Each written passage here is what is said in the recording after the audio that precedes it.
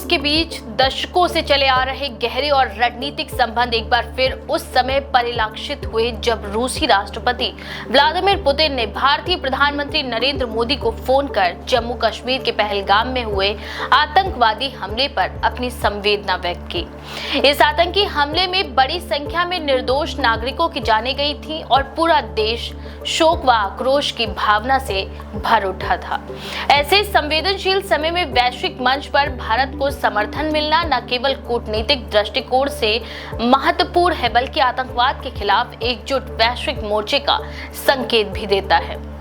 भारतीय विदेश मंत्रालय के प्रवक्ता रणधीर जायसवाल ने जानकारी दी कि बातचीत के दौरान राष्ट्रपति पुतिन ने भारत में हुए इस जघन्य आतंकी हमले की कड़ी निंदा की है।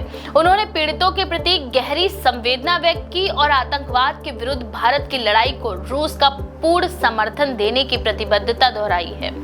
राष्ट्रपति पुतिन ने स्पष्ट रूप से कहा कि इस हमले के दोषियों और उनके समर्थकों को न्याय के कटघरे में लाया जाना चाहिए। बातचीत का ये सिलसिला सिर्फ औपचारिक संवेदना तक सीमित नहीं रहा। दोनों नेताओं ने भारत रूस के बीच विशेष और विशेषाधिकार प्राप्त रणनीतिक साझेदारी को और सशक्त करने की प्रतिबद्धता भी दोहराई है। प्रधानमंत्री मोदी ने इस अवसर पर रूस के विजय दिवस की 80वीं वर्षगांठ पर राष्ट्रपति पुतिन को शुभकामनाएं दी और उन्हें वर्ष के अंत में भारत में आयोजित होने वाला भारत रूस वार्षिक शिखर सम्मेलन में आमंत्रित किया।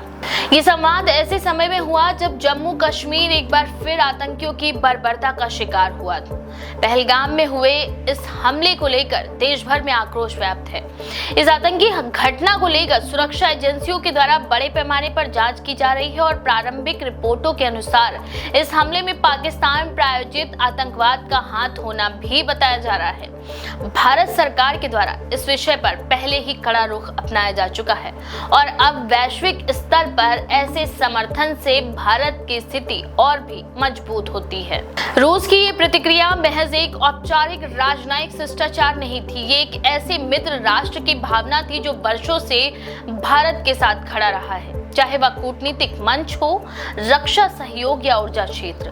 भारत की तटस्थ विदेश नीति विशेष रूप से रूस यूक्रेन युद्ध के दौरान अपनाई गई संतुलित दृष्टिकोण रूस के साथ संबंधों को और अधिक स्थिर और सुधर बढ़ाने में सहायक रही है। भारत ने रूस की खुली आलोचना करने से बचते हुए वैश्विक शांति और संवाद की पैरवी की, जिससे द्विपक्षीय विश्वास को बल मिला। इस आतंकी घटना पर वैश्विक प्रतिक्रियाएं भी तेजी से सामने आई हैं। इससे पूर्व इजराइल के प्रधानमंत्री बेंजामिन नेतन्याहू ने भी भारत के आतंक के खिलाफ उठाए गए कदमों का समर्थन किया था। उन्होंने भारत के आत्मरक्षा के अधिकार को पूर्ण रूप से जायज बताया था और आतंकी ताकतों के खिलाफ भारत के एक्शन को सराहा था। इससे ये संकेत मिलता है कि आतंकवाद के विरुद्ध भारत की लड़ाई अब अकेली नहीं रही बल्कि उसे अंतर्राष्ट्रीय समर्थन भी मिलने लगा है। भारत में चल रही राजनीति में भी इस घटना और उस पर वैश्विक नेताओं की प्रतिक्रियाओं का गूंज सुनाई दिया। विपक्ष ने जहां इस हमले को लेकर सरकार की सुरक्षा विफलताओं पर सवाल उठाए हैं, वहीं सरकार ने इसे आतंकवाद के खिलाफ वैश्विक एकता का उदाहरण बताते हुए अपनी विदेश नीति की सफलता बताया। इस संवाद से ये भी स्पष्ट होता है कि आतंकवाद को लेकर वैश्विक नेताओं के बीच अब एक स्पष्ट नैतिक रेखा खिंच चुकी है। रूस, इजराइल जैसे देश भारत के साथ खड़े होकर उस धारणा को बल दे रहे हैं कि आतंकवाद किसी भी राष्ट्र की संप्रभुता और नागरिकों की सुरक्षा पर सीधा प्रहार है।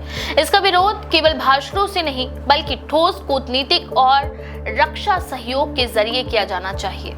इस पृष्ठभूमि में भारत रूस वार्षिक शिखर सम्मेलन विशेष महत्व रखता है। ये मंच दोनों देशों को सुरक्षा, रक्षा, ऊर्जा, अंतरिक्ष और तकनीकी सहयोग के क्षेत्रों में अपनी रणनीतियों को आगे बढ़ाने का अवसर देगा। विशेषज्ञ मानते हैं कि इस हमले के बाद भारत और रूस के बीच आतंकवाद निरोधी सहयोग को और गति मिल सकती है। पहले ही रूस ने भारत को अत्याधुनिक हथियार प्रणालियों की आपूर्ति की है, जिसमें S-400 डिफेंस सिस्टम और इग्ला S मिसाइल सिस्टम शामिल है।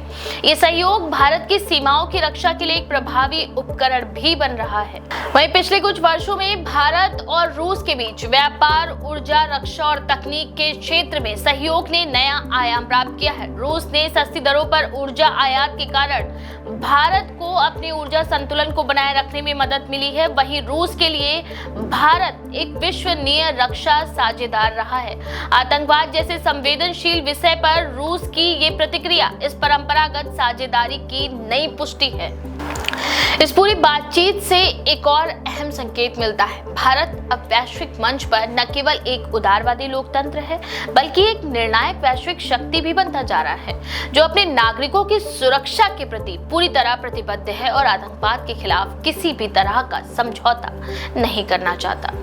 प्रधानमंत्री मोदी की विदेश नीति, जिसमें मित्र देशों से निजी संवाद और रणनीतिक हितों की सुरक्षा प्रमुख रहे, इस प्रकरण में भी असरदार रही है।